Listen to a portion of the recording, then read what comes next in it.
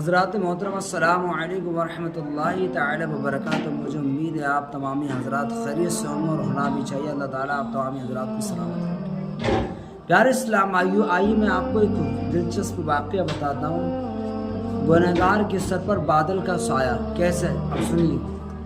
بنی اسرائیل میں ایک شخص اپنے زمانے کا بہت بڑا عابد یعنی عبادت گزار شخص تھا، اور ایک دوسرا شخص اپنے وقت کا بدترین فاسق یعنی سخت گنہگار تھا۔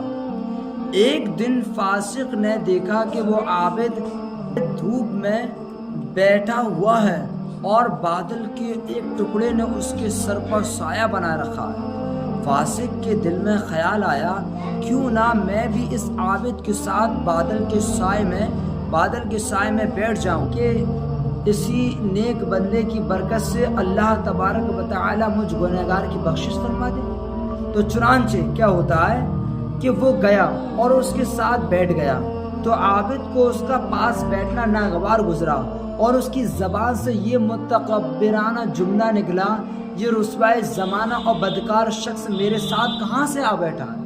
یعنی کبھی کسی کو حقیر نہیں سمجھنا چاہیے تو پیارے اسلام کیا شخص بولا متکبرانہ لہجے میں یعنی غروریت کے لہجے میں، کیا کہتا ہے؟ جملہ بولتا ہے، یہ رسوائے زمانہ اور بدکار شخص میرے ساتھ کہاں سے آ کے بیٹھ گیا۔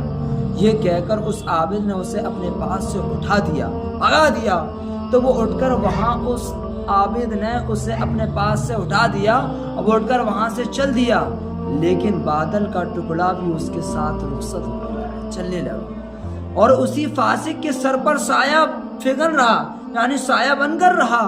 تو پھر کیا ہوتا فرما دو، کیا ہوا؟ اس کا سایہ پھگن رہا اور اس وقت کے نبی علیہ الصلوۃ والسلام پر وحی نازل ہوئی، اور ہونے کے بعد میں ان دونوں سے فرما دو، اس کے ایمان کی نیکی قرار دیتے ہوئے اس کو بخش دیا، اور یعنی پچھلے گناہوں کو معاف فرما دیا، اور اس عابد کی عبادت اس کے تکبر کی وجہ سے اس سے چھین لی گئی۔ تو دیکھا پیارے اسلام آئیو، آپ نے اس واقعے سے ہمیں کیا نصیحت حاصل ہوئی، کیا نہیں نصیحت حاصل ہوئی؟ آج ہمیں اس واقعے سے یہ نصیحت ملتی ہے پیارے اسلام آئیو کہ کبھی اپنے آپ پر تکبر نہ کرنا چاہیے، نہ ہی دولت کا تکبر کرنا چاہیے، نہ ہی عبادت کا تکبر کرنا چاہیے، نہ ہی نیکیوں کا تکبر کرنا چاہیے، کیونکہ پیارے اسلام آئیو اگر اللہ نے ہمیں زندگی دی ہے تو پیارے اسلام اس انداز میں زندگی ہرگز